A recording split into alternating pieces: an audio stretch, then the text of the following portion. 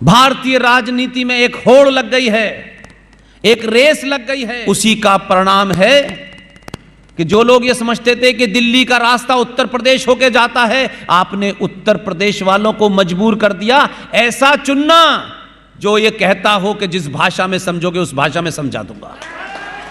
इस पुरुषार्थ को कमजोर मत पड़ने देना, क्योंकि ये कई सौ सालों के बाद जगा है। और कोई दलाल, कोई चाटुकार आपके बीच में आए और नए नए ज्ञान देने लगे, उसको अपने बीच से अलग थलग कर दीजिएगा।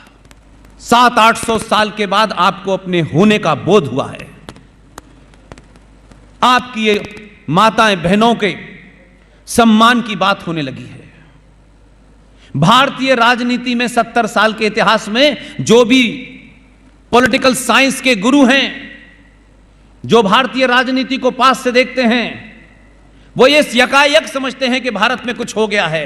इसलिए जो बुद्धिजीवी भी हैं इस देश के, वो भी लंबे समय से चाटुकारिता करने के कारण सही बात लोगों को नहीं बताते। आप कहेंगे ये सब कैसे हो रहा है? इसका एक ही कारण है, सिर्फ एक कारण है। इस कारण को कोई राजनीतिक दल अपने स्वार्थ के लिए तो आएगा आपके बीच में, नई नई कहानियां सुनाएगा। इस राजनीति के केंद्र में 900 साल के बाद पहली बार भारतीय हिंदू आया है।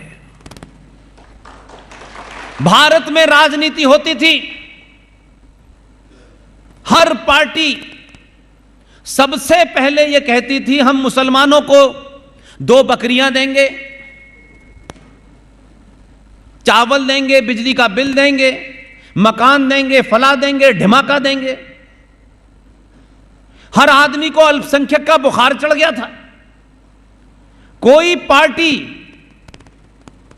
साफ शब्दों में कह रहा हूं मैं, किसी पार्टी में यह हिम्मत नहीं है कि वो ये करे कि हम सत्ता में आएंगे तो इस देश में जो बहुसंख्यक है 90 करोड़, उसके हितों को पहले सुरक्षित करेंगे। जो इस देश में सबसे ज्यादा जीएसटी देते हैं, जो इस देश में सबसे ज्यादा इनकम टैक्स देते हैं, उनके हितों की बात नहीं होती। उनसे कहा जाता है कि आपका नारा है हम दो हमारे दो, लेकिन वोट किससे लेते हैं? जो कहते हैं हम दो बाकी तुम गिन लो। भारतीय राजनीति के केंद्र में पहली बार सनातनी हिंदू आया है, इसलिए तमाम आपके डिफरेंसेस होंगे इलाके के नाम पे, जाति के नाम पे। जाति होना कोई बुरी चीज नहीं है, क्योंकि जाति हमारे यहां सामाजिक व्यवस्था थी। जाति कोई हमारे शास्त्रों की व्यवस्था नहीं थी। और आपको शायद नहीं पता यह बात, भारत में जातिगत जनगणना पहली बार अंग्रेजों ने कराई थी, हमने नहीं कराई। क्योंकि वो यहां राज करने आए थे, तो वो उस फॉल्ट लाइन को ढूंढ रहे थे कि कैसे इनको अलग अलग कर दिया जाए ताकि इनकी सामूहिक शक्ति कमजोर हो जाए। और आज जाति के नाम पर, जाति के अंदर जाति के नाम पर, गोत्र के नाम पर राजनीति किसने की? 90 करोड़ सनातनी हिंदुओं ने की। इसलिए आज न सरकार आपसे डरती थी, न व्यवस्था आपकी सुनती थी। आप सिर्फ कमरों में नारे लगाते थे और सुबह शाम वंदे मातरम करते थे, इससे कुछ बदला नहीं। यहां पढ़े लिखे लोग होंगे, छात्र भी होंगे। फिजिक्स पढ़ी है? हाथ उठाइए कितने लोगों ने बेसिक फिजिक्स पढ़ी है? फिजिक्स में क्या फॉर्मूला है? फिजिक्स का फॉर्मूला क्या है?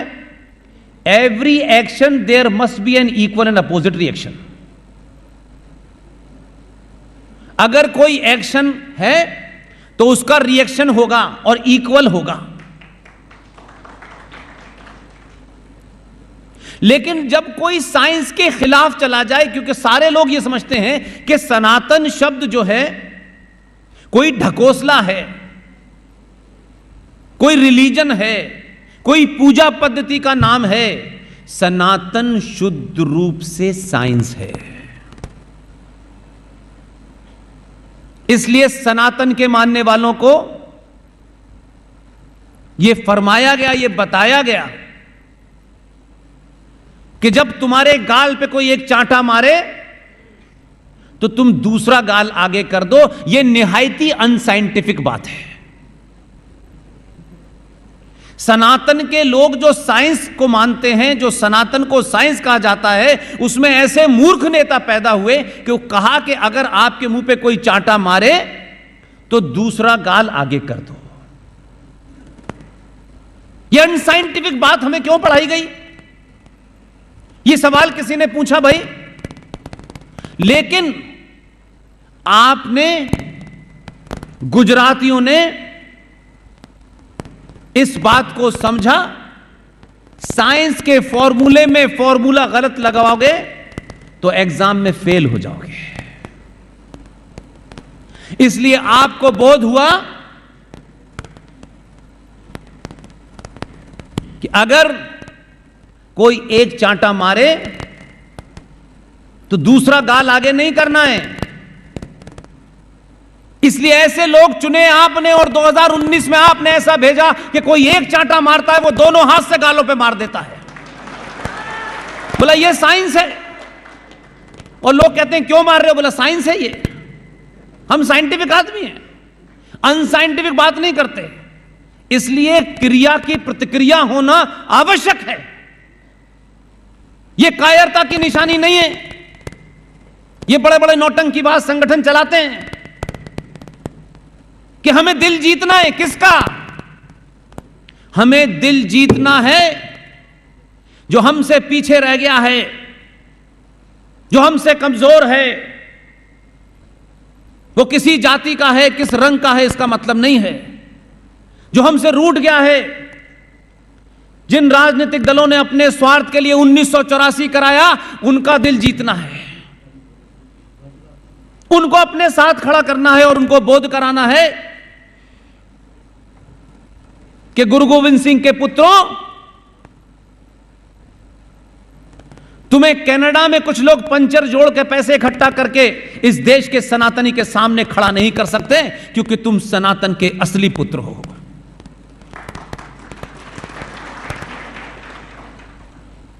इसलिए किसी भी मांग को कुछ चाटुकार संगठन, कुछ चाटुकार पार्टियां पुरुषार्थी पैदा नहीं करती हैं, मर्द पैदा नहीं करती हैं, पड़ोसी से ले लेती हैं।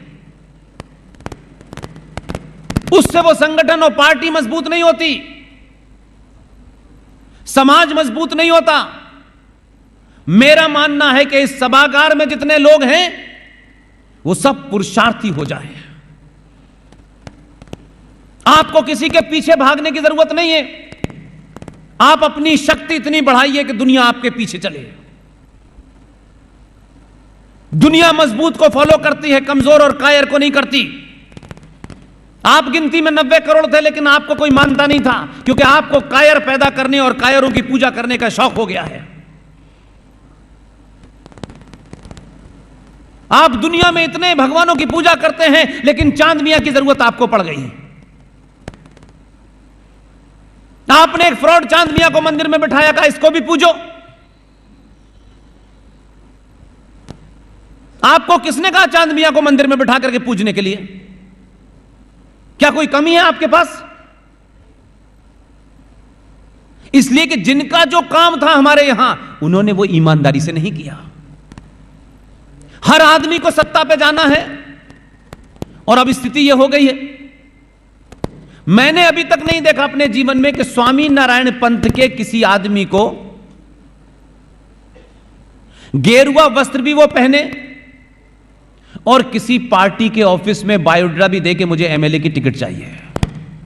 ये मैंने नहीं देखा। इन्होंने मजबूरी में, बेरोजगारी की वजह से, किसी से गुस्से के कारण ये वस्त्र धारण नहीं किए हैं। यह देश में पहला ऐसा संगठन है कि बड़े बड़े आईआईटीएन भी छोड़ करके वस्त्र पहन लेते हैं ये वाले। इनके यहां जो लेक्चर होते हैं उसमें भावनाओं को उभार करके, सिर्फ कथा करके, भीड़ इकट्ठी करके चंदा नहीं इकट्ठा करते ये। इनके जितने भी स्कूल हैं उसमें आधुनिक शिक्षा दी जाती है, लेकिन संस्कार सनातन के देते हैं।